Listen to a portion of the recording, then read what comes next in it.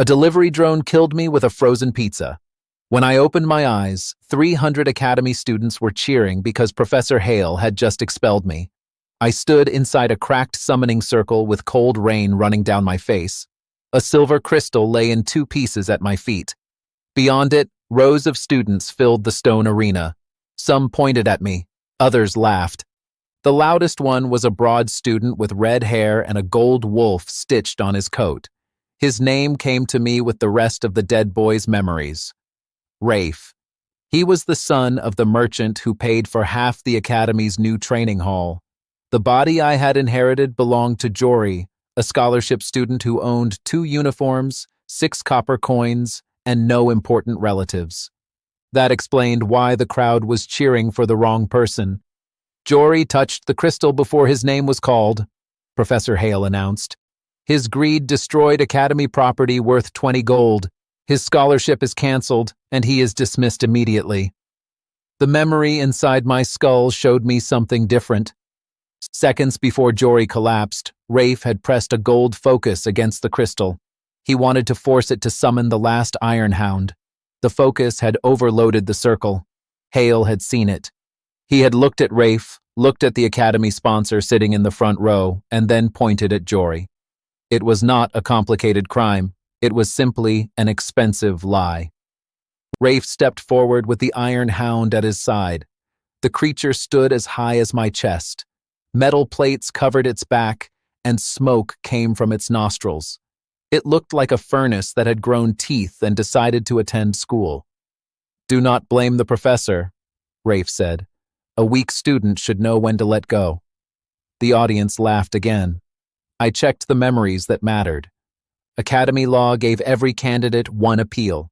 A failed candidate could claim an abandoned familiar and attempt the basic test before sunset. Nobody used the rule because abandoned familiars were sick, old, or dangerous to their owners. I raised my hand. The laughter slowly stopped. "I claim the right of final bonding," I said. Hale's expression hardened. "You cannot pay for the crystal. The rule does not mention payment. No abandoned familiar can pass the test.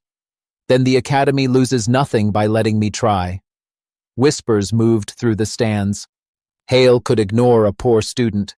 Ignoring a written rule in front of 300 witnesses was harder.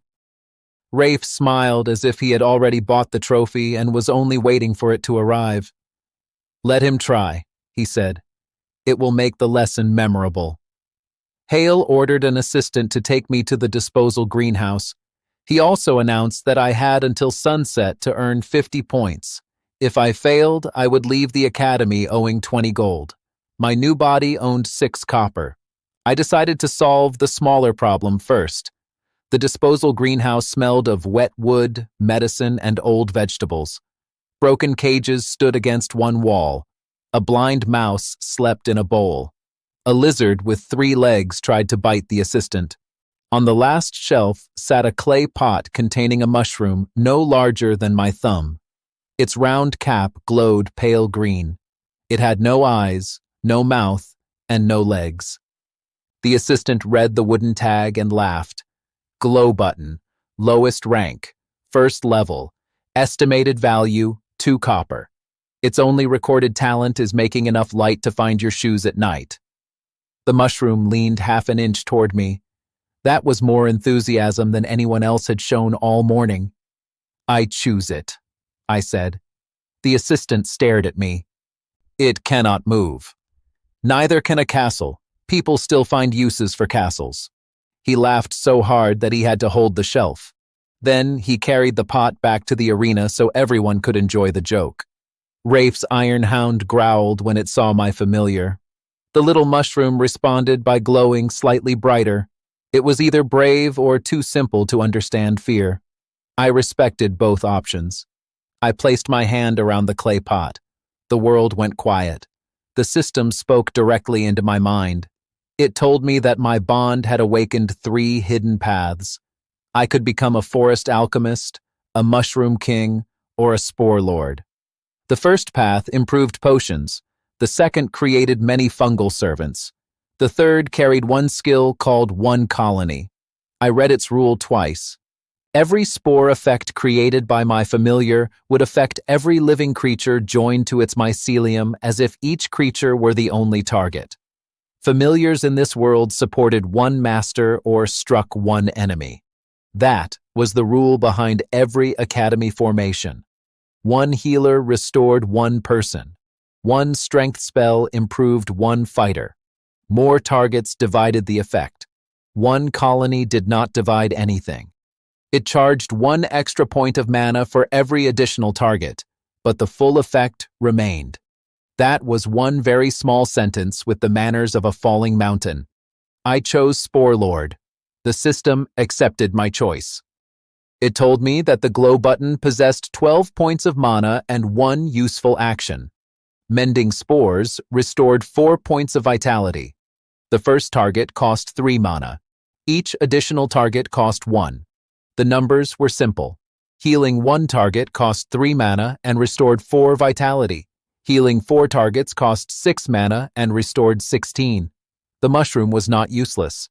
It was a discount that became more dangerous with every customer. "What are you smiling at?" Rafe asked. "I found my shoes," I said. The crowd laughed at me again. That was fine. A person laughing rarely watched your hands. Hale refused to open the testing field until the afternoon. He wanted me to spend 4 hours carrying a flower pot while the story spread across the academy. By noon, somebody had pinned a drawing of me and my mushroom to the announcement board. Under it, they had written, "Future King of Soup." I studied the board, then the pot. "You need a name," I said. "How about Button?" The cap flashed once. "Good. I am glad one of us makes decisions quickly." I carried Button toward the greenhouse exit. A girl in a green training coat blocked the door.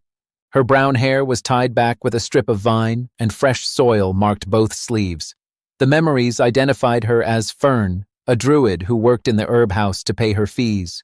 She was ranked near the middle because her vines grew slowly in combat. Rafe had rejected her from his raid team that morning. She did not look at me first. She looked at Button's soil. "That pot is dry," she said. I noticed. I spent 4 of my 6 copper on damp peat and a spoonful of bone meal. The greenhouse clerk shook his head as I mixed it into Button's pot. "You just paid twice what the familiar is worth," he said. "Then it should feel important." Fern watched Button sink thin white threads into the fresh soil. The cap's light changed from weak green to warm gold. "Everyone else asked what rank it was," she said. "You asked what it needed. Ranks do not grow, living things do." She studied my face for several seconds. That was the first moment anyone in this world looked at me without pity or amusement. Then a crash came from the rear bench. 4 trays of moon mint had collapsed. Their leaves were black at the edges and their stems lay flat. Fern hurried over and touched the soil. "The heating rune failed," she said. "They are almost dead." The clerk swore. A healthy moon mint cutting sold for 6 silver. He lifted one tray, then dropped it when the roots crumbled in his fingers. I set Button's pot between the 4 surviving plants. "Can I try something?" "They will be thrown away tonight," Fern said. "You cannot make them worse." Button's new threads crossed the wet bench. One touched each plant. I felt 4 faint points of cold inside my mind.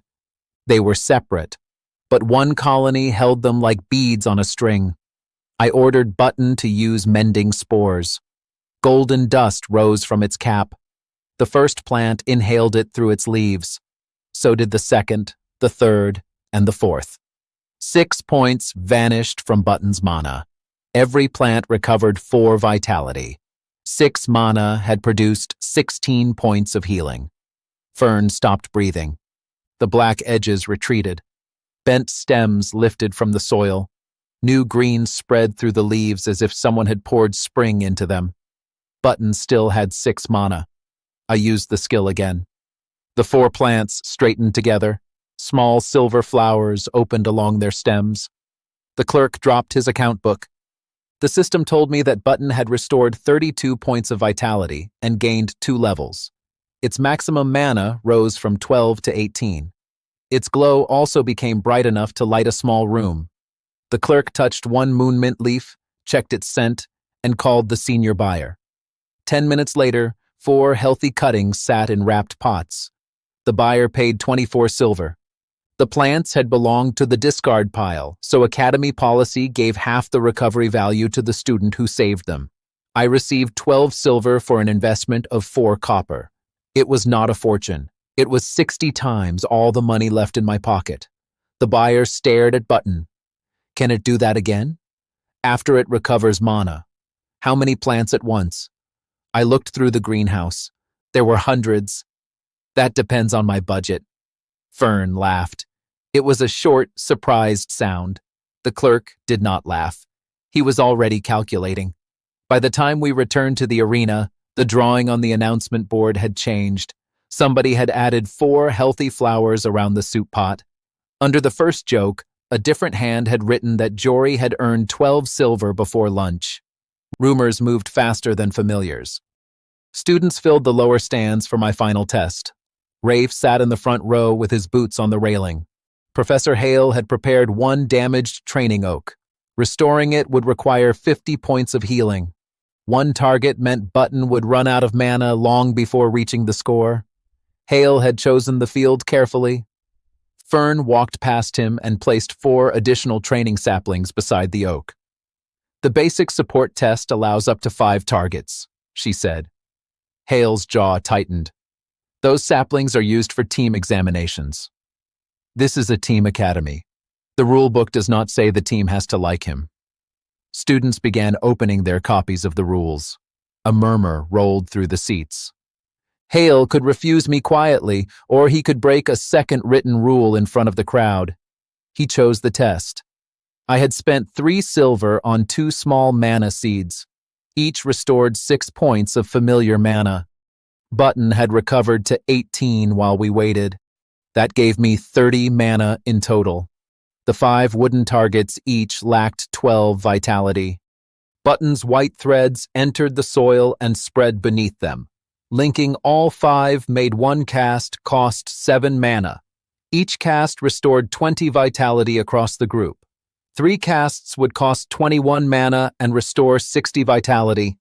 I did not need the 4th. Golden spores rose. 5 dead branches turned green at the same time. The audience became silent. The second pulse opened new buds.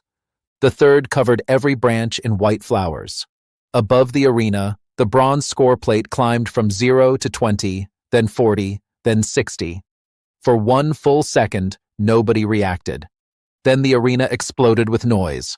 Fern grabbed the railing and shouted. The greenhouse clerk waved his account book over his head. Students stood on the benches to see Button, who remained in its pot and glowed with the calm pride of a very small moon. Rafe stood as well. His iron hound had scored 54 points in the attack trial that morning. My mushroom had scored 60 without moving. The central ranking stone changed before everyone. My name vanished from the final position. It reappeared at rank 118. Button rose to the 4th level. My annual scholarship, worth 30 gold, returned to my record. The false debt for the crystal disappeared because Academy law did not allow a passing candidate to be charged for a ceremony failure. Rafe looked at Hale. Hale looked at the ranking stone. Neither found a useful place to hide. A support score is not combat, Rafe said loudly. Correct, I replied. Your hound attacked a tree. Mine made 5 trees stronger. Laughter struck him from every side. It was different laughter now. Rafe's face became the same color as his hair. His reason for hating me was not mysterious. His guild contract required him to stay inside the top 10, and public embarrassment made sponsors nervous. He had tried to remove a risk. Instead, he had created one. Professor Hale restored my academy badge in front of the stands. His fingers pressed hard enough to bend the pin. You have passed for today, he whispered. Do not mistake a gardening trick for strength. I will count it as 60 gardening tricks, I said. The students nearest us heard. Their laughter followed him all the way out of the arena. That evening, I bought 2 potatoes, a small onion, garlic, butter, and a loaf of bread that was still warm in the middle. Fern used the dormitory kitchen because her own stove smoked. She cut the potatoes into thick pieces while I browned the onion and garlic in butter. We added salt, milk, and one crushed herb from the greenhouse. The soup became smooth and heavy. Steam fogged the window. We tore the bread instead of slicing it and let the crust soak in the bowl. Button sat between us, lighting the table gold. "Do mushrooms eat soup?" Fern asked. Button leaned away from the spoon. "That appears to be a no." Smart mushroom. We fed it a pinch of bone meal. Its cap flashed twice. Fern said that meant it liked dinner. I said it might be asking for better service. For the first time since a frozen pizza ended my previous life, I had a warm room, food, almost 9 silver, and one person who did not think I was useless. I planned to sleep for 8 hours. At midnight, Button's light turned blue. White threads had grown through the cracks in my floor. They ran into the wall, down the old pipes, and deep beneath the dormitory. My bond filled with points of cold light. First there were dozens, then thousands, then more than I could count. The system counted for me. Button had connected to 1,008,000,000 dormant fungal cells beneath the academy. Something far below us noticed the new link. A woman's voice moved through the entire network and whispered inside my skull. "Little king," she said, "at last you have opened the door." I did not answer the voice. When a stranger under your school called you king at midnight, caution was not cowardice. It was basic survival. I lifted Button's pot from the floor. The white threads snapped one after another. The billion points in my mind vanished, but the sudden silence struck harder than the connection. My knees hit the boards.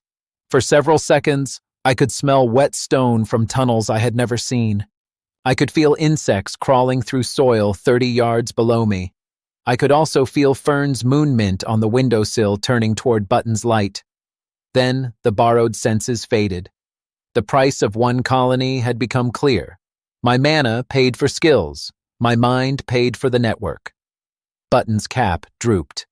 "Next time," I told it, "we knock before connecting to an ancient underground woman." Its cap flashed once. I placed the pot on a dry plate and surrounded it with salt. The threads stopped growing.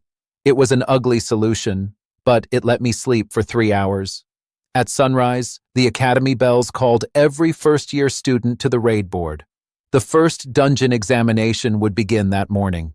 Teams crowded the main hall while numbers moved across a wall of black stone. Rafe stood beneath the gold team marker. His iron hound had been polished until I could see faces in its armor. A man wearing an elite guild badge watched him from the upper gallery. That explained Rafe's perfect coat and bad mood. The guild was judging him today. My restored rank should have qualified me for a normal team. When my name appeared beside Rafe's, he stepped onto the platform and rejected the assignment in front of everyone. "My team needs combat familiars," he said. "A flower pot will slow us down." The stone asked him to confirm that he accepted a 10-point penalty for refusing a qualified member. Rafe confirmed it. The hall reacted with a long whistle. He had spent 10 ranking points just to keep me away. "That is a lot of points," I said. Button is flattered. The mushroom glowed from the wicker basket in my arms. Rafe looked toward the guild observer. "I will earn twice that inside the dungeon." His guild contract required a top 10 place. He preferred losing 10 points now to sharing credit later. Professor Hale approached the board before it could assign me again. "Jory lacks a registered combat action," he announced. "He will join the collection unit as baggage support." Laughter spread through the hall. Somebody asked whether the baggage needed its own flower pot. Fern left her assigned team and walked across the floor. She placed her badge beside mine. "The collection unit needs a druid," she said. Hale stared at her. "You were offered a place in the 7th team." "They called my vines decorative. I prefer useful baggage." The laughter changed direction. Our unit leader arrived carrying 6 scroll cases and a shovel. Hester was the Academy's youngest researcher of magical plants. She wore round glasses, heavy boots, and a gray coat with more pockets than seemed physically fair. She was not impressed by students, professors, or mushrooms. She looked at Button for 2 seconds. "That glow is too bright for a lowest-rank specimen," she said. "It ate breakfast. Light does not digest breakfast. Bring it to my laboratory after the raid. If it eats one of my notebooks, I will bill you."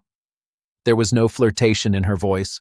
She spoke to me the way a carpenter spoke to an unusual nail. The collection unit would enter after the combat teams cleared the first floor. We would gather herbs, mark unstable passages, and carry emergency supplies. The work paid 2 gold per student, plus a share of new plants. I had almost 9 silver. Before departure, I spent 6 on a dried iron root fungus from Hester's supply counter. Feeding materials to a familiar was normal. The result was not guaranteed. Button absorbed the iron root slowly. Its cap changed from gold to bronze. The system told me it had learned fortifying spores. The skill increased physical strength by 2 points for 30 seconds. It cost 4 mana for the first target and 1 for each additional target. Button had reached the 4th level and held 24 mana after a full rest. I connected its threads to myself, Fern, and Hester. 1 activation cost 6 mana and produced 6 total points of strength. Fern lifted a water barrel that normally required 2 students. Hester removed her glasses, cleaned them, and watched Fern carry it across the room. "Again," she said. We repeated the test with 5 loaded supply packs. Each of us carried 1 in each hand. Hester wrote down the numbers, then looked at me as if I had become a new problem in her laboratory. "The effect did not divide," she said. "No. Do you understand what that means?" "It means I spent 6 silver correctly." Fern laughed. Hester did not. She wrote faster. The dungeon gate opened beneath the academy at noon. A blue curtain of light filled a stone arch wide enough for 3 wagons. Families and students watched from a protected gallery. Floating record crystals followed every team and sent images back to the main hall. Rafe passed us at the gate. "Stay on the cleared road," he said. "The first floor has root wolves. Your mushroom would make a good sauce for them." Button flashed red. "Now you have offended the baggage," I said. Our unit entered 10 minutes later. Fern had spent the waiting time repairing Button's basket. She lined it with damp moss, added 2 shoulder straps, and tied a small leather roof above the cap. "Rain protection," she explained. "We are underground." Water dripped from the ceiling and struck the roof. "You were saying?" The first floor looked like a forest folded into a cave. Pale trees grew sideways from the walls. Blue moss covered the rocks. Thick roots crossed the path like sleeping snakes. Above us, crystals shone through a ceiling lost in darkness. The combat teams had left broken monsters and boot prints behind. We gathered 3 bundles of silver fern worth 1 gold each. Hester found an unknown blue moss near a warm spring. She cut a sample and measured its mana. 80 points stored in the colony, she said. A mature patch could sell for 10 gold. Button leaned out of its basket. "No," Hester told it. The cap leaned farther. "It understands you?" Fern said. "Then it understands no." Button sent 1 thin thread into the edge of the moss. Hester closed her eyes. "I dislike intelligent samples." The 2 colonies touched. Blue light ran through Button's white thread, but it did not consume the patch. Instead, Button formed a temporary link. I felt the 80 stored mana waiting beyond my own supply. That was the second consequence of 1 colony. A connected fungal colony could serve as a road and a reservoir. The moss would die if we emptied it. I marked the place on Hester's map. 10 gold in emergency supplies, I said. 10 gold in research material, she corrected. Emergencies are expensive. We reached the first camp without seeing a living monster. The combat teams had stopped there for lunch. Rafe's group occupied the central fire while the lower team sat around the edges. Fern cooked rice in a black pot. She browned small pieces of chicken with pepper, added sweet carrots, and poured the hot oil over the rice. The grains absorbed the broth and became soft beneath a crisp golden layer. Hester contributed tea leaves. I contributed the last warm roll from breakfast. Button sat in its basket beside the fire. Several students came to stare. One asked whether Button was really 4th level. Another asked if the story about 5 flowering trees was true. Fern answered before I could. "It was 5 targets and 60 points," she said. The student wrote that on a scrap of paper and hurried toward his friends. Rafe watched the exchange.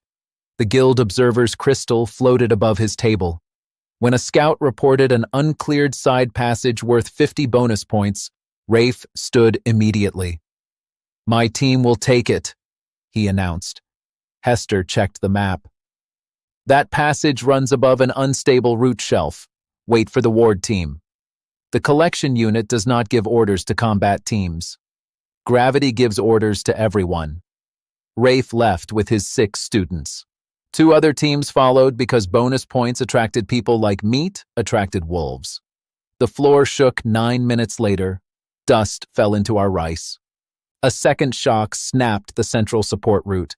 Then the north wall folded inward with a sound like a giant breaking a table.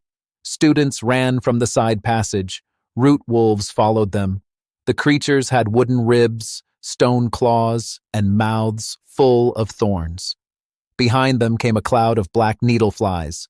Rafe's iron hound limped on 3 legs. Blood covered one side of Rafe's coat.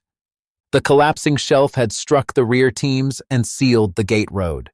23 students were injured. The record crystals rose above the camp. Every image was still reaching the Academy gallery. Professor Hale's voice came through one crystal. He ordered the ward team to reopen the road. The process would take 18 minutes. The injured students did not have 18 minutes. Needlefly venom drained 3 vitality every minute. Some students had less than 20 remaining. 2 healers tried to work, but each spell restored 1 person. Their mana fell faster than the number of patients. Rafe pointed at the approaching wolves. "Combat line with me. Support students stay back." He tried to stand and nearly fell. I connected Button to Fern and 5 uninjured fighters. Fortifying spores cost 9 mana. 6 bodies gained 2 strength each. 12 points of strength entered the line at once. Fern's vines thickened from the width of a finger to the width of her wrist. She caught the first root wolf in midair and drove it into the ground. The 5 fighters hit together. Wooden ribs shattered. Students watching through the crystals shouted loud enough for us to hear the echo from the gate. Button used the skill a second time. 18 of its 24 mana were gone, but the line held. Hester threw me the map. "The blue moss," she said. It lay 200 yards behind us. Button's thread still ran along the damp ground. I closed my eyes and followed the connection. The temporary reservoir waited at the other end with 80 mana. I opened one colony across the floor. Button's white threads touched every patch of ordinary moss in the camp. Green light spread under boots, beds, fallen stones, and bleeding hands. I felt 23 wounded bodies join the network. Mending spores cost 3 mana for the first target and 22 for the rest. 1 pulse cost 25. At Button's current level, each target recovered 6 vitality. 1 pulse restored 138 vitality in total. I drew the mana from the blue colony. The rare moss went dark. The entire dungeon floor turned gold. Healing spores rose from the ground like warm mist. Cuts closed across 23 bodies. Poison slowed. Students who had been fading opened their eyes together. The record crystals swung toward me. I used a second pulse. Another 138 vitality returned. The blue moss reservoir fell from 55 mana to 30. Fern looked back from the combat line as every injured student sat up. "Jory," she shouted, "the whole floor is healing." I noticed. The third pulse spent the remaining usable mana. The rare moss died, sacrificing its value of 10 gold. The last of the venom vanished from the patients. Rafe's legs straightened beneath him. His iron hound's cracked plate sealed enough for it to stand. Button gained 4 levels from the rescue. Its cap grew wider than my palm. New white spots formed a ring around the edge. The system raised it to the lowest step of rank E. The root wolves saw 23 people rise from the ground and made a sensible decision. They ran. The needleflies were less intelligent. Fern spread her strengthened vines like a net. The fighters struck the trapped swarm with 6 fire charms. Black insects fell like burned rain. When the ward team opened the road, they found every student alive. We walked out beneath floating crystals. Families filled the protected gallery. The noise hit us before the daylight did. People were shouting Button's name. The mushroom could not hear in the normal way, but its cap shone bright enough to turn Fern's basket into a lantern. Professor Hale waited beside the ranking stone. "The unknown fungus spread across a controlled floor," he said. "The rescue score must be suspended until contamination is excluded." Hester stepped forward holding the dead blue moss sample. "The network used a registered healing action," she said. "I witnessed the mana transfer and recorded every point." Hale opened his mouth again. A tall man in a white examination coat descended from the gallery. The memories recognized Bastion, an Imperial examiner assigned to audit Academy rankings. He had watched the entire raid. 23 students received 3 pulses, Bastion said. The verified total is 414 points of healing. Are you claiming your record crystals cannot count, Professor? Hale looked toward the students' families. 23 sets of parents were staring back. "No," he said. Bastion turned to Rafe. "Your decision caused the collapse. Who prevented the deaths?" The guild observer stood directly behind him. Rafe's contract and pride were both listening. Rafe's hands closed into fists. "Jory's familiar," he said at last. "Louder. The record stone did not hear you." The gallery became silent. "Jory's familiar saved us," Rafe said. The stone flashed. "The Academy awarded me 12 gold for emergency support and 3 gold for the silver fern we had collected. My name climbed from rank 118 to rank 34. Button reached the 8th level, and rank E fern rose to rank 41 for holding the combat line. Hester registered our discovery as a new form of colony support and listed both of us as field contributors. Rafe lost the 50 bonus points, the 10 points he had spent rejecting me, and another 20 for ignoring the unstable passage warning. His rank fell from 7th to 59. The guild observer closed his crystal and left without speaking to him. The entire gallery watched. That hurt Rafe more than the injured leg. Hale ended the ceremony early. As he turned away, I saw fear beneath his anger. He was not only protecting a sponsor, he recognized something in Button's golden moss, and whatever memory it touched had frightened him. That evening, Fern, Hester, and I ate the rice we had carried back from the dungeon. The bottom had burned during the collapse, but Fern scraped the crisp layer into 3 bowls and covered it with chicken broth. The smoky grains softened at the edges while staying crunchy in the middle. Button received fresh peat in a new clay pot. Hester placed the dead blue moss beside it and told it not to eat evidence. Button waited until she looked away, then absorbed one tiny corner. "I saw that," Hester said. Its cap went dark. Fern covered her mouth to hide a laugh. I did not bother. We had spent 10 gold of rare moss to save 23 people. We had earned 15 gold, public recognition, and 1 new enemy in Professor Hale. The trade was acceptable. Then every bowl on the table jumped. A deep impact rolled up through the floor. It was not an earthquake. It had rhythm. 1 beat, then another. Button's threads tightened around its new pot. Through the network, I felt a huge chamber beneath the first dungeon floor. Something inside it had begun to move. The woman's voice returned, stronger than before. My little king, she whispered. Tomorrow, bring me the heart of the beast. The dungeon boss had started beating its heart beneath our dinner table. By sunrise, Professor Hale had announced that the sound was my mushroom's fault. He made the accusation in the main arena. Every student heard it. The record crystals showed a new crack running across the first dungeon floor.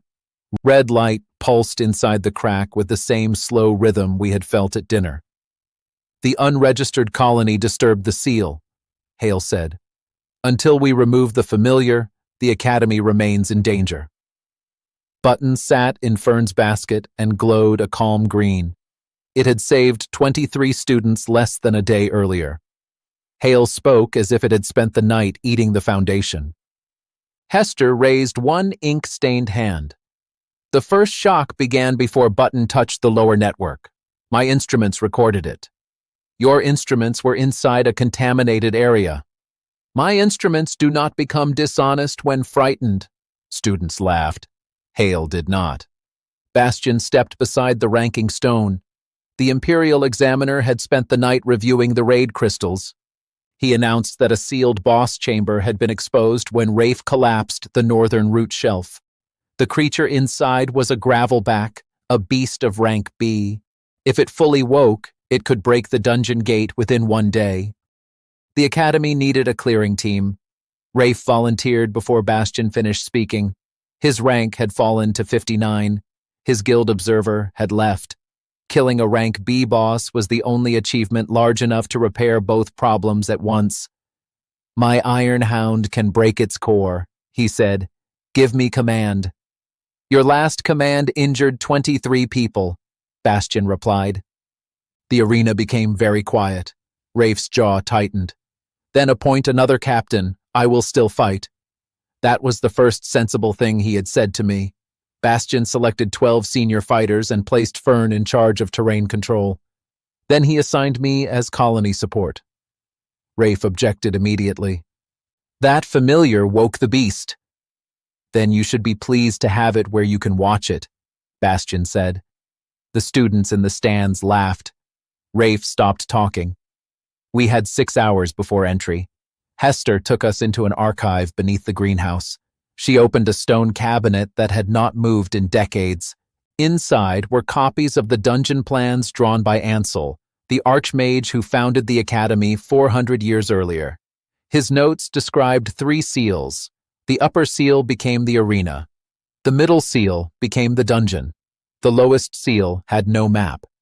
Ansel had written only one warning beside it. Never let the heart touch the colony. Hester read the line twice. That is not enough information, she said.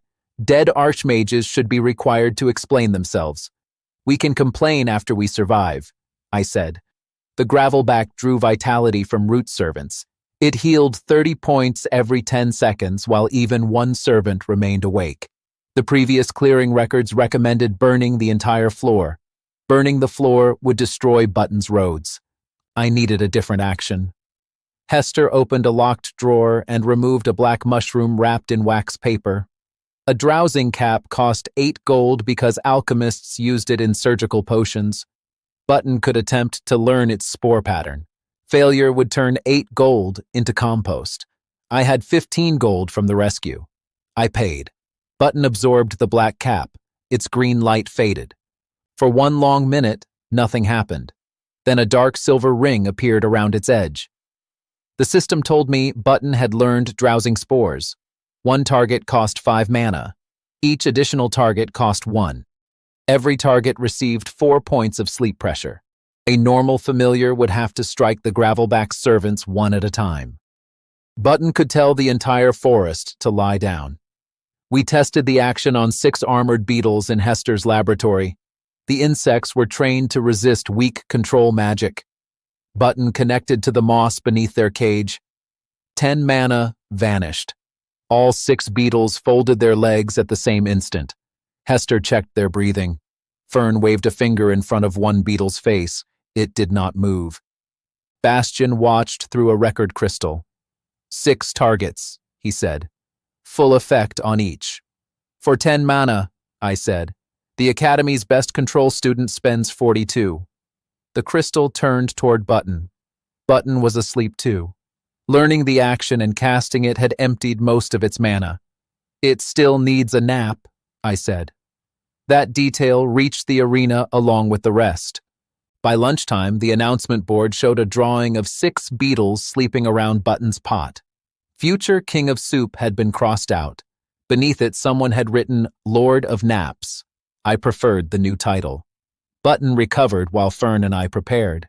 She packed wet moss, 2 mana seeds, and a roll of living vine. I bought 4 more seeds for 12 silver. Hester gave us 3 blue reservoir stones holding 20 mana each. They were Academy property worth 9 gold, and she recorded everyone. "If you waste them," she said, "I will follow you into the afterlife with an invoice." That sounds expensive. It will include interest. At the dungeon gate, 12 fighters stood in silver armor. Rafe had replaced his torn coat. His Iron Hound's repaired plates did not match, which made it look like a kitchen stove built from spare doors. The protected gallery was full. Families, students, instructors, and guild agents had come to watch the first boss raid of the year. 6 record crystals entered with us. The first floor remained covered in Button's thin white threads. Students had begun calling it the Golden Road because small patches of moss lit when our group passed. Nobody laughed at the basket now. The northern passage ended at a circular door made of roots. Each beat from the other side pushed dust into the air. Fern unrolled her living vine. It joined the door and pulled. 12 fighters added their strength. I linked Button to all of them and used fortifying spores. The action cost 15 mana. 24 points of strength entered the formation. The root door tore open. The audience watching outside roared. The gravelback waited inside a cavern filled with red trees. It had the body of a bear, a shell of dark stone, and antlers that scraped the ceiling. A glowing heart beat behind the ribs in its chest. Around it, 16 root wolves opened yellow eyes. Rafe raised his sword. "Front line forward. Fire team target the servants." "No fire," Fern said. "You will cut our support network. Then control them quickly." For once, we agreed. Button's threads reached the first red tree. The trees were joined beneath the ground. Through them, one colony touched all 16 wolves. Drowsing spores cost 20 mana. Dark silver dust rose from every root at once. 16 wolves took one step and collapsed. The gravelback's regeneration stopped. The score crystal above us flashed 16 successful controls and a total mana efficiency no Academy record had reached. Through the distant gate, I heard the gallery erupt. The fighters charged. Fern's vines wrapped the beast's rear legs. Swords struck the stone shell. Rafe's Iron Hound bit into one antler and tore away a slab. In 30 seconds, the gravelback lost 300 vitality. Then its heart sent a red pulse through the roots. The sleeping wolves began to wake. Button had 49 mana left after the reservoir stones and seeds. Another mass sleep would cost 20.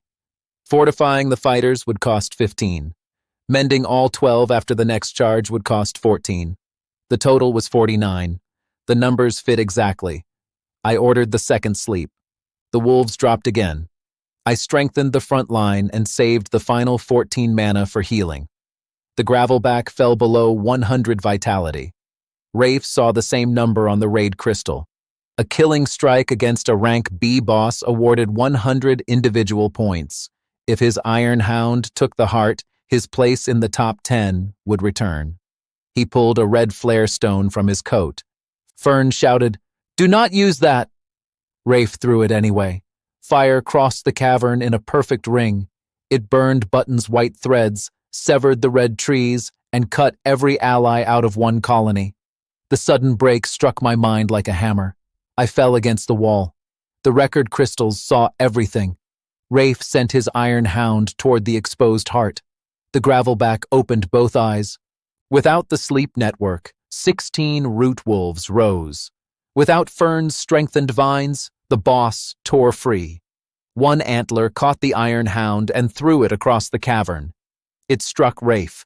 Both disappeared beneath a fallen red tree. The audience outside began shouting warnings through the crystals. The Gravelback recovered 30 vitality, then another 30. Our fighters had no shared strength and no healing. The burned earth between Button and the red trees was 6 yards wide. White threads reached the ash and died. Fern dropped beside me. Blood ran from her forehead. "Can Button cross through a living plant?" she asked. "If the plant is connected at both ends." She looked at the roll of vine around her arm. It was her first summoned companion, grown from the cutting she had received as a child. Fire would hurt it. The Gravelback's weight might destroy it. She planted one end beside Button. "Grow," she whispered. The vine crossed the ash. Flames blackened its leaves. Fern poured every remaining point of mana into the stem. It reached the nearest red root and pushed one green tip into living wood. Button's network opened again. Fern screamed as the burning vine carried pain back to her. I had no mana left, but the Gravelback's own root system held the vitality it had stolen. One colony could not create an effect. It could only spread one. Hester's dead blue moss remained inside Button's basket. A corner of it had survived. It held one trace of yesterday's healing pattern. Button absorbed the trace. The system offered no new skill. It did something simpler. It used the Gravelback's root network as the source for mending spores. The boss paid the cost. Golden light moved backward through every red root. 12 fighters recovered 6 vitality each. Fern's burns closed. My vision cleared. The Gravelback lost the same stored energy from its roots. 72 vitality changed sides. The gallery saw the boss's number plunge. Rafe crawled from beneath the fallen tree. His iron hound could not move.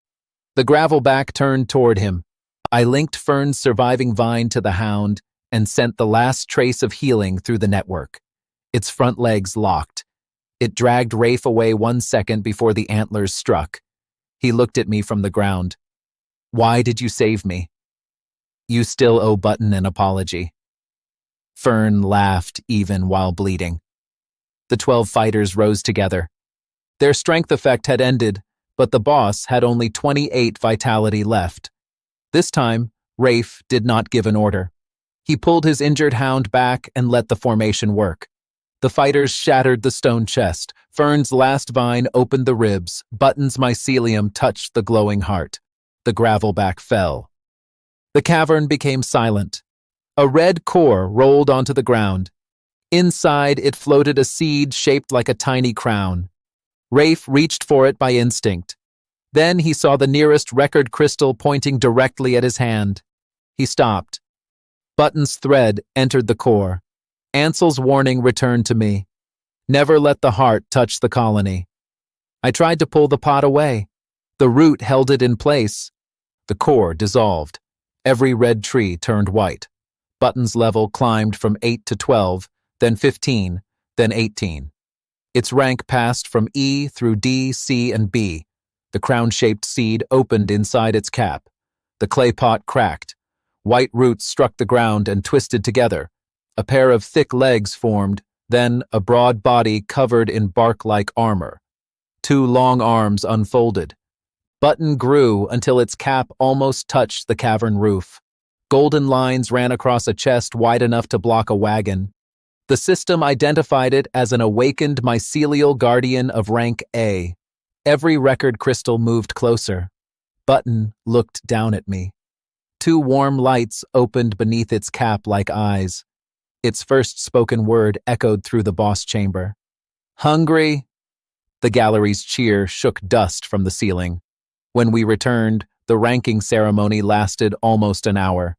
Bastion verified the first mass control of 16 dungeon creatures, the shared recovery of 72 vitality, and the defeat of a rank B boss with no deaths. The Academy awarded our unit 80 gold. My share was 36 after the fighters and Hester's reservoir stones were paid. Added to my remaining funds, I owned more than 40 gold. My rank climbed from 34 to 3rd among first-year students. Fern reached 9th.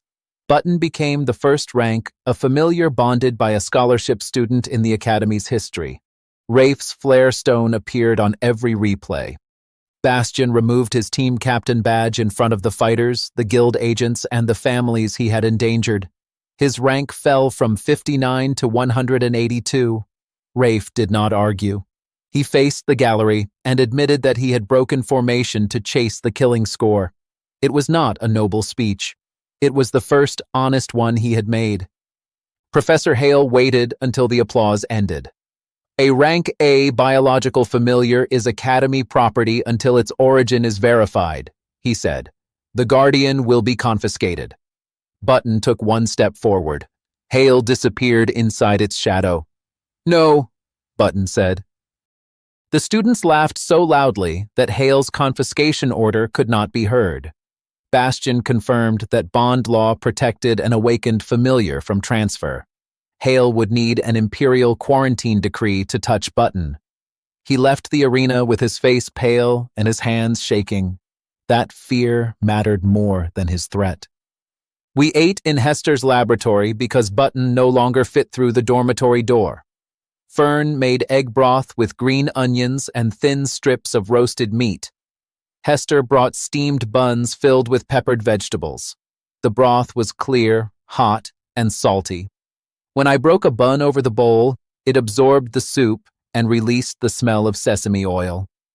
Button sat outside the open wall doors. Fern handed it a wooden spoon as a joke. It held the spoon between two huge fingers. The handle snapped. Second lesson tomorrow, Fern said. Button nodded with great seriousness. Her summoned vine had survived, but half its leaves were black. I used Button's healing on the plant while Fern wrapped my burned palms. Her fingers were careful. Neither of us spoke for a while. Hester pretended to study Ansel's maps. She was not good at pretending. After dinner, Button placed one hand on the stone floor. Its new awareness spread through the lower network without dragging my mind into every route. A map of white light appeared across its chest. It showed the arena, dormitories, towers, and dungeon. All of them stood inside a vast circular web. At the center lay the outline of a sleeping woman large enough to hold the academy in her open hands. Button pointed toward the oldest line of Ansel's map. Thessa, it said.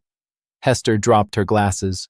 Professor Hale had used that same name in a sealed research paper 20 years earlier. Thessa was the ancient queen of spores, a creature said to control every mind touched by a single flowering. The academy had not been built over her prison. It had been built inside her grave. On the fourth morning, the academy woke inside a dead queen's hand. Before breakfast, Professor Hale ordered every root in that hand burned. His emergency decree appeared on every announcement stone.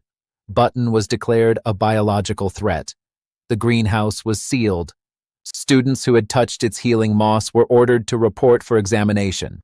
That included 23 rescued students, 12 boss fighters, Fern, Hester, and most of the curious people who had patted Button after the ranking ceremony. The examination line stretched around the arena. Nobody showed signs of control. One student reported a strong desire to eat breakfast, but Bastion refused to classify that as fungal domination. Hale did not withdraw the decree. He stood before the main gate with 6 wardens and an old scar visible beneath his collar. Hester had found his sealed paper during the night. 20 years earlier, Hale had been a student researcher in a village attacked by wild command spores. He survived. His wife did not. Since then, he had treated every intelligent colony as a weapon waiting for a hand. His fear was real. So was the order to burn our familiar. Bastion suspended the purge until a public hearing at noon. Hale had 4 hours to present proof that Button carried command spores. We had 4 hours to prove that the academy itself had been lying about Thessa for centuries. Button waited outside the greenhouse because its shoulders were wider than the door. Rank A had given it a voice, 2 hands, and no understanding of personal space. When it leaned toward a window, everyone inside moved to the other side of the room. Fern placed a new wooden spoon in its hand. "Hold gently," she said. Button concentrated. The spoon survived for 3 seconds. "Progress," I said. Hester covered Ansel's maps across a long table. The outline of Thessa's body surrounded the academy. Her fingers curved beneath the dormitories. Her chest lay below the dungeon. The boss core had rested where her heart should have been. The gravelback was not guarding the heart, Hester said. It was growing around a piece of it. The crown-shaped seed Button had absorbed was missing from every official plan. Ansel's oldest journal mentioned a daughter colony created to speak with humans. The daughter could form a temporary body, carry memories, and choose whether to join the queen. Something scratched beneath the greenhouse floor. Fern drew her knife. Hester lifted a shovel. I asked Button to open a narrow path through the tiles. White threads rose from the soil. They twisted around one another, building bones, muscle, and pale skin from layers of living spores. A young woman grew out of the floor in less than 1 minute. Her hair was dark green. Fine silver lines crossed her arms like leaf veins. She opened gold eyes and looked around the room.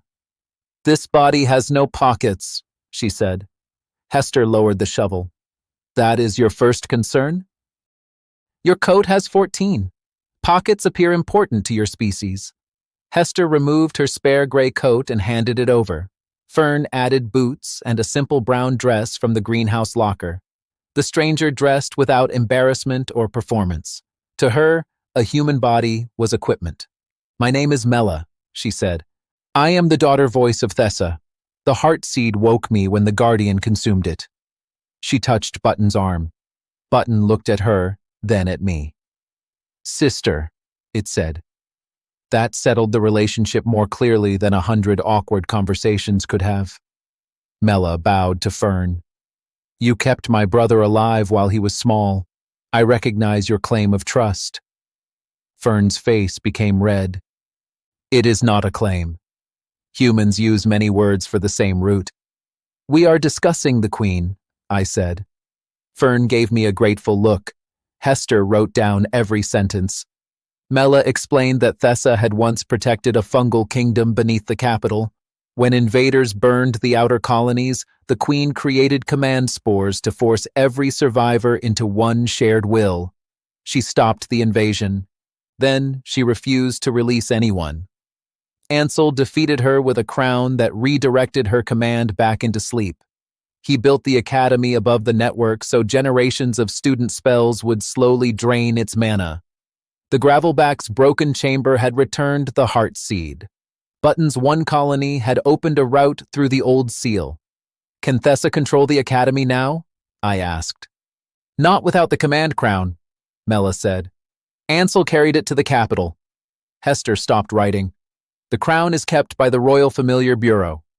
That was the distant problem. The immediate one wore a professor's coat. Smoke entered through the greenhouse vents. Hale had not waited for the hearing.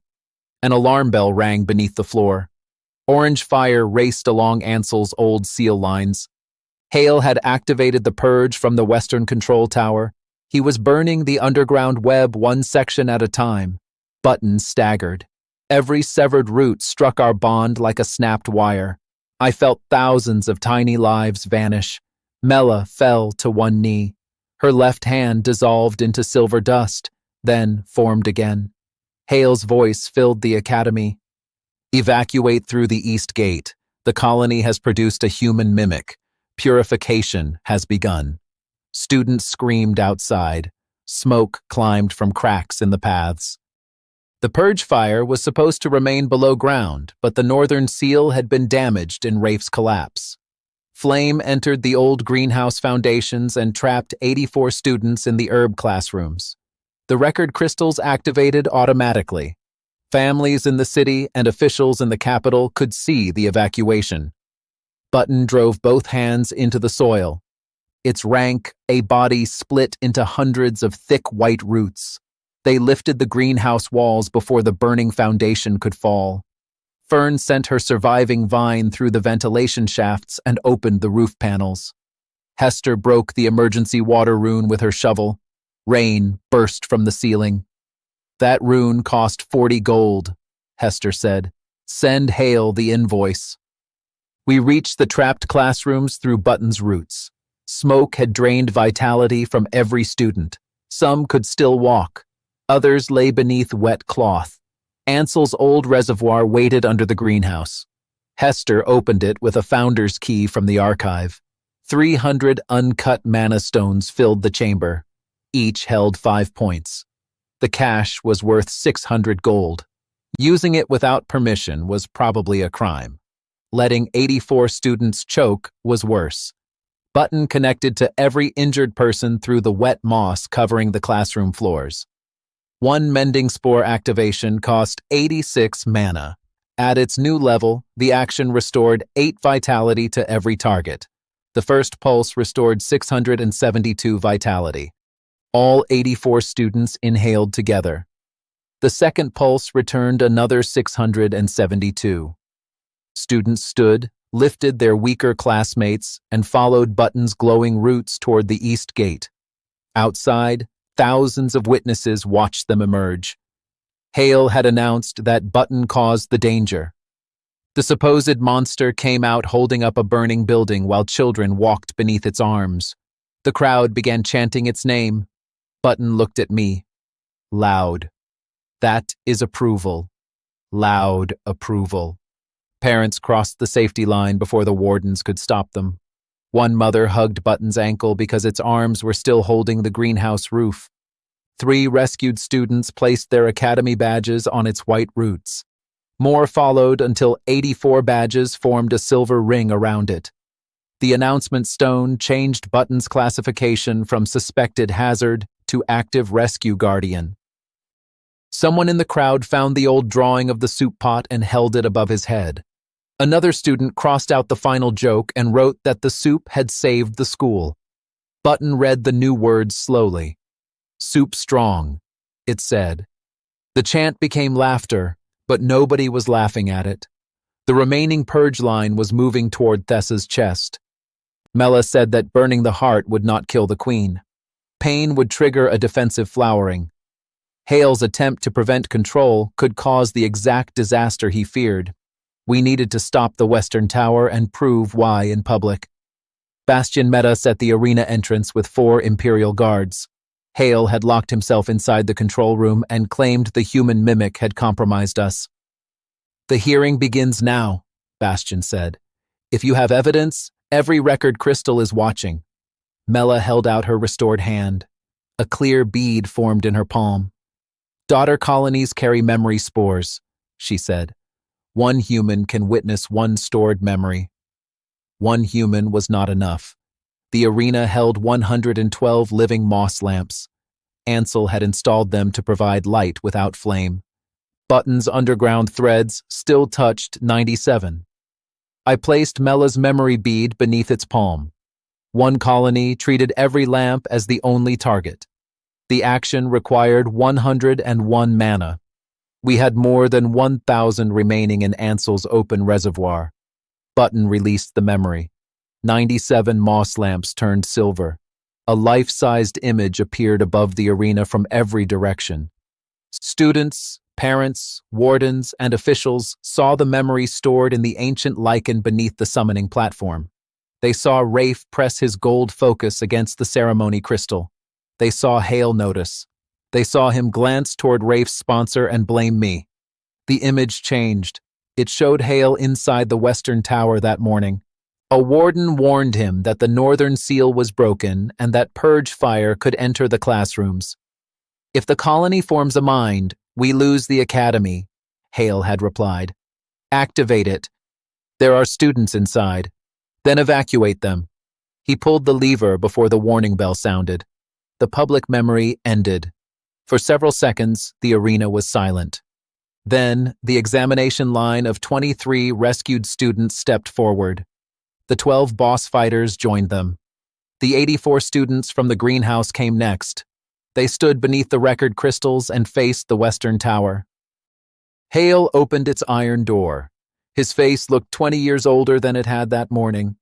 He walked into the arena without guards forcing him. "You do not understand what command spores do," he said.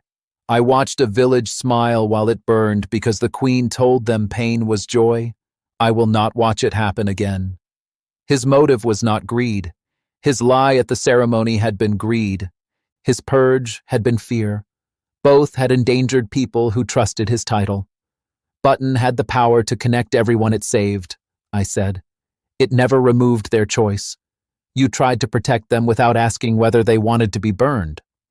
Hale looked at the students behind me. No one laughed at him. That made the defeat heavier. Bastion publicly revoked his emergency authority. The Imperial Guards removed his academy seal. Hester presented the financial records showing that Hale had redirected rare familiars toward donor families for 7 years. Every name appeared across the ranking stone. Rafe stood among the students and watched his father's payments appear. Hale did not resist arrest.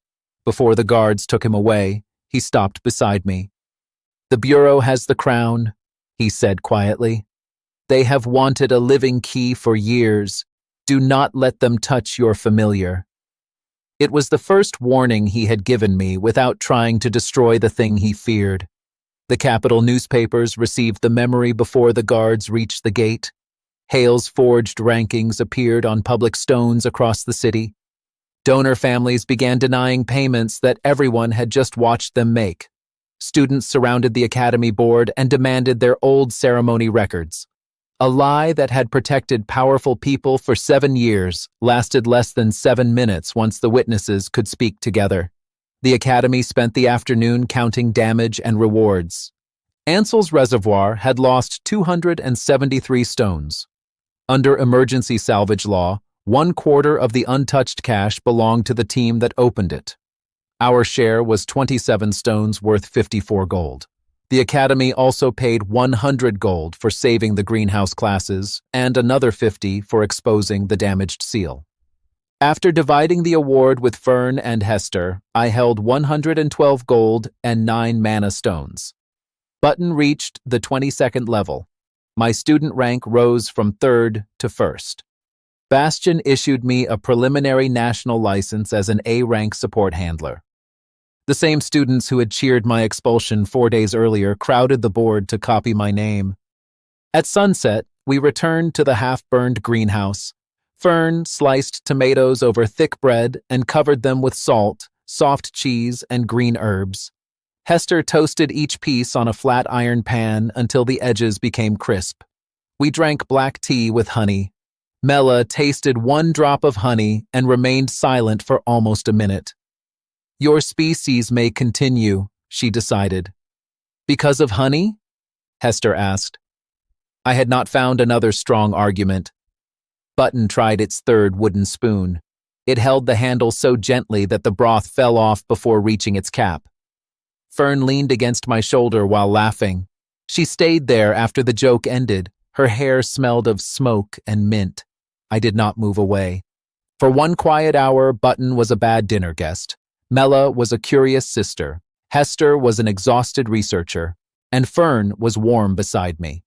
The queen beneath us remained asleep. Then gold light covered every window. An imperial carriage had landed in the Academy Square. 50 bureau guards formed 2 lines. A tall man in a white and gold coat stepped between them carrying a narrow metal case. Bastion saw the crest and went pale. "Commissioner Orson," he said. Orson led the Royal Familiar Bureau. He congratulated us in front of the students and announced that Hale's quarantine decree was canceled. The crowd applauded him. Then he opened the metal case. Inside lay a black crown covered in dried white roots. Mela dropped her cup. "That is Thessa's command crown," she whispered. Orson smiled at Button. "Thank you for growing the key," he said.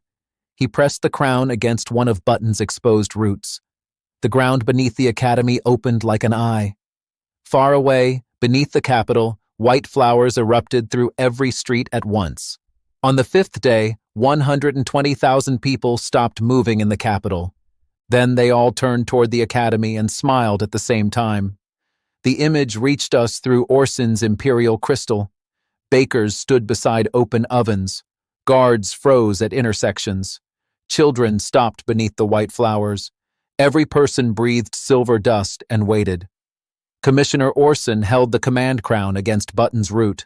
"No panic," he told the record crystals. "The citizens are unharmed." He lifted one finger. 120,000 people raised their right hands.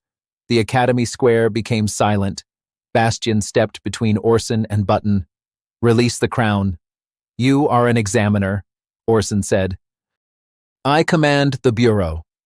"You are using an imperial relic on civilians without consent." "I am proving that the network works."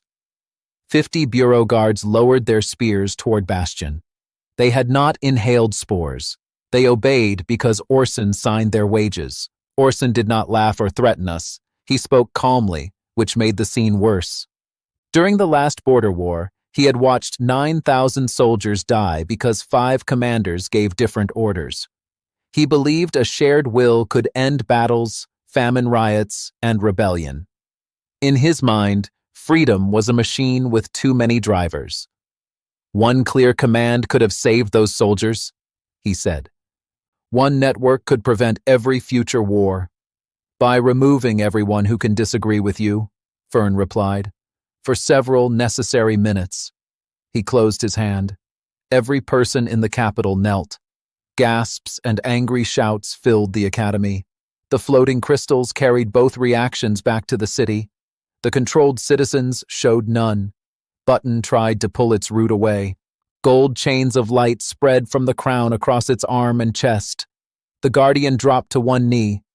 Mela rushed forward, but an invisible force tore her body into silver dust. She reformed beside Hester with half her face unfinished. "The crown recognizes the heart seed," she said. "It is using Button as the open gate." Thessa's voice entered every root beneath us. "No fear," the queen whispered.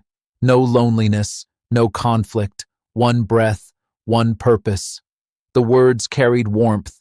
That was the dangerous part. They felt like lying down after walking for years. I bit the inside of my cheek until I tasted blood. Orson looked at me. "Your class can spread an effect without loss. The crown can provide more than 2 million mana. Join the Bureau. With your familiar, one healer could restore an army. One strength spell could reinforce a nation. And one command could own a city. Tools do not choose their purpose, people do. That is why I do not want you holding it." The students behind us cheered. The sound reached the capital through the crystal, but the kneeling citizens did not lift their heads. Orson's expression finally changed. "Secure them," he ordered. The Bureau guards advanced. Rafe moved first. His iron hound struck the nearest spear aside. Fern's vines caught 2 more. Bastian drew a white examination blade and cut the gold chain leading from the crown to the record crystals. The public image flickered, but Hester threw 3 memory spores into the living moss lamps. Silver light rose above the square. The broadcast continued through Ansel's network. "I spent 4 days proving plants are better witnesses than professors," Hester said. "I was not going to stop now." Button could not move, but one of its smallest roots still touched the greenhouse path. I felt the hidden connection inside my bond. Fern felt me notice it. "Go," she said. "We will keep him looking here. He has 50 guards." Rafe's hound bit through a second spear. 48, Rafe said. It was not enough, but it was a respectable correction. I followed the route into the damaged greenhouse with Hester and Mela. Fern remained at the square, filling the path with vines. Before I turned the corner, I saw her take one direct strike on a wooden shield and stay standing. The greenhouse laboratory had no intact windows. Smoke marks covered the walls. Our dishes from the previous night still sat beside Ansel's maps. Hester swept them onto the floor and placed an alchemy pot over a blue flame.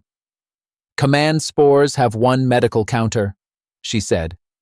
"Clearwake extract. It interrupts shared impulses for 1 minute. How much do we have?" She opened a cold cabinet. 1 white flower lay inside. "Enough for 1 person." That was enough. Fern's druid notes described the recipe. Hester crushed the petals. Mela added 1 drop of silver fluid from her palm so the extract would recognize Thessa's spores. We needed Fern to wake the plant's remaining magic. A wall exploded inward. Fern entered backward behind her shield. Vines filled the opening and held 6 guards outside. Rafe stood on the other side with his hound, buying us seconds. "Tell me you have a plan," Fern said. "1 dose for 120,000 people." She looked at Button's thin root crossing the floor. "That sounds like your kind of budget." Fern placed both hands around the alchemy pot. Green light entered the crushed flour. The liquid changed from gray to clear.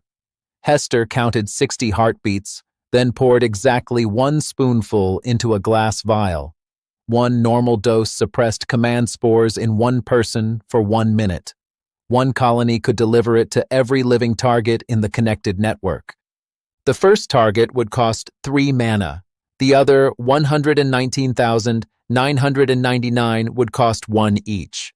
The total was 120,002 mana. Button held less than 100. Thessa held more than 2 million. The Queen was connected to Button through the crown. The same road carrying her command could carry our answer. We only needed to reach the Guardian before Orson closed the path. The greenhouse shook. Rafe's iron hound flew through the broken wall and landed in a bed of herbs. Its armor smoked. Rafe followed on his feet, which was an improvement. "You have perhaps 30 seconds, he said. He looked at Button's root, then at me. The flare in the boss room was my fault. The crystal at the ceremony was my fault too. I thought 1 weak student could be removed without anyone caring. Your timing needs work." "I know." He turned back toward the guards. "Button," he shouted through the wall. "I am sorry I called you soup." The Guardian's golden light flashed once in the square. Rafe smiled. "I will accept that." He and the hound charged together. We used the hidden route as a tunnel. Mela dissolved her legs into spores and moved through the thread. Hester carried the vial. Fern and I crawled behind them through damp soil while a national crisis continued 10 feet above our heads. It was not a dignified entrance. It worked. We emerged beneath Button's bound hand. Orson stood on the other side, directing the crown. Bureau guards surrounded the students. Bastion had lost his blade, but he was still arguing imperial law while 3 spears pointed at his chest.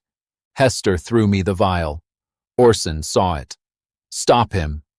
Gold light drove every controlled route toward me. Fern stepped into the path. Her damaged vine wrapped my waist and Button's finger, making 1 living bridge. Mela placed both palms against the crown and screamed as Thessa's will entered her. For 1 second, the gold chains loosened. I poured the Clearwake extract onto Button's root. 1 colony opened. I felt the capital. 120,000 lives struck my mind at once. I smelled bread burning in a bakery. I felt a guard's knee against stone. I heard a child trying to call for her mother while her mouth continued to smile.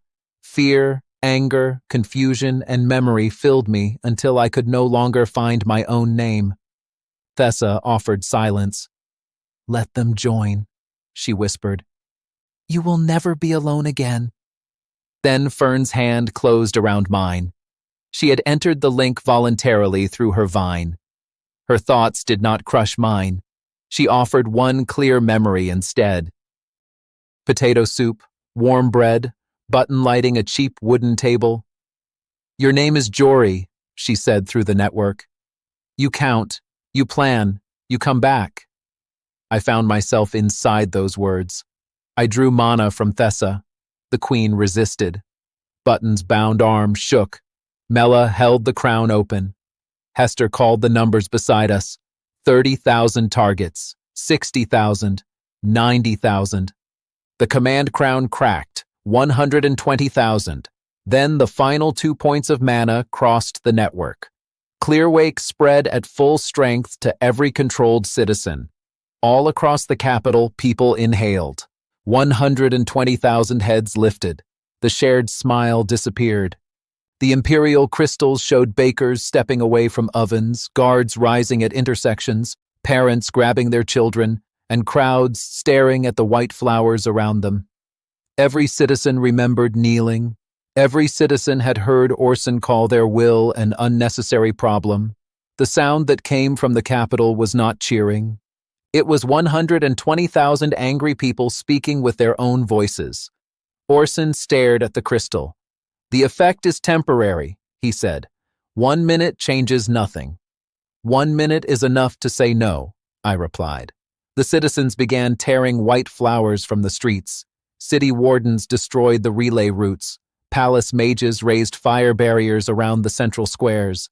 The command network lost targets by the thousand.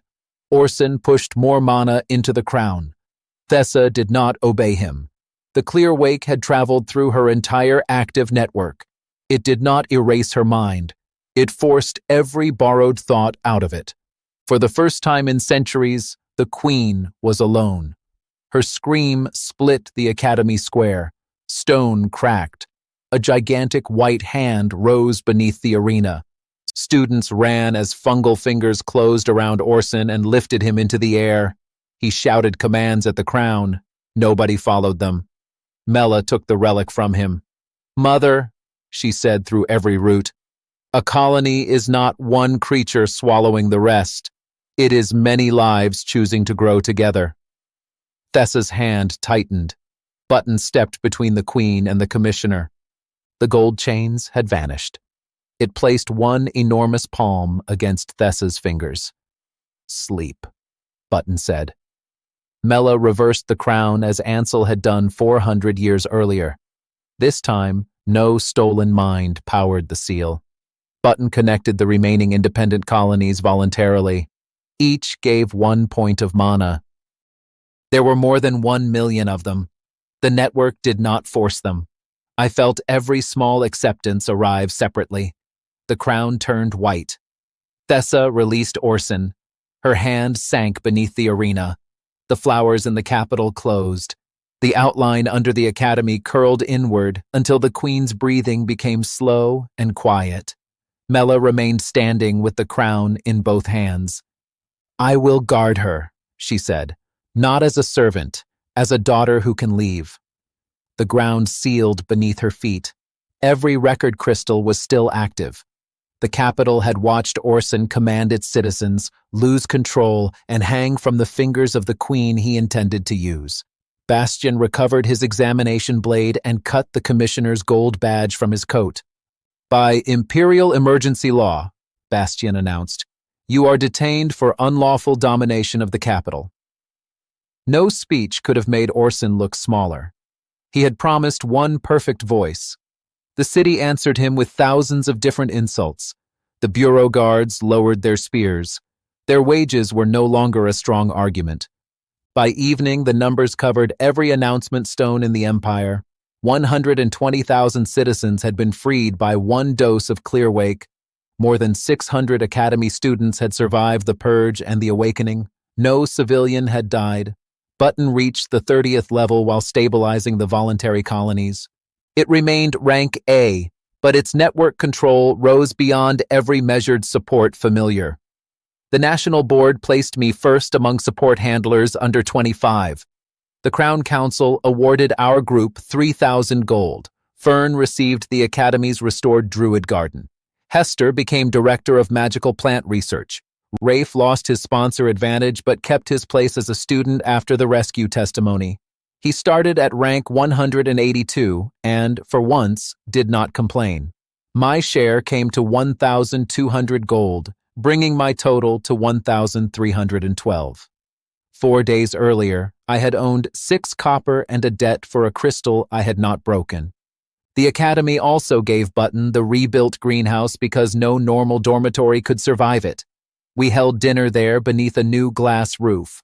Long tables carried roast chicken with crisp skin, potatoes covered in herb butter, dark bread, bowls of green salad, and 3 berry pies. Steam rose when Fern cut the first chicken. Butter ran into the potatoes. The bread cracked loudly beneath my hands and stayed soft inside. Mela poured honey over her pie until Hester removed the jar. Button sat at the end of the longest table with a reinforced metal spoon. It lifted one careful spoonful of broth. The spoon reached its cap without breaking. Every student in the greenhouse applauded. Button became excited and leaned on the table. The table collapsed. Nobody stopped applauding. Later, after the dishes were rescued and the guardian had apologized to the furniture, Fern and I stood beneath the open greenhouse window. The academy paths glowed with harmless golden moss. Students walked over it without fear. "What will you do with 1,312 gold?" she asked. "Buy a table strong enough for Button. That may use all of it. Then I will earn more." Fern slipped her hand into mine. "Build a smaller table too," she said, "for the potato soup." I looked at her. "Is that a claim of trust? Do not let Mela teach you romance." She kissed my cheek before I could answer. Behind us, Button covered its glowing eyes with both hands. It left a gap between two fingers large enough to watch through. I had gained strength, money, and a name the whole empire knew. More importantly, I had learned the difference between a chain and a connection. One forced people to remain, the other gave them a path back. At midnight, Button touched the peaceful network beneath the academy. One distant point answered from beyond the western sea. Then every mushroom on the continent turned in the same direction. A new voice entered our colony and said, "Second Queen, awake, send the king."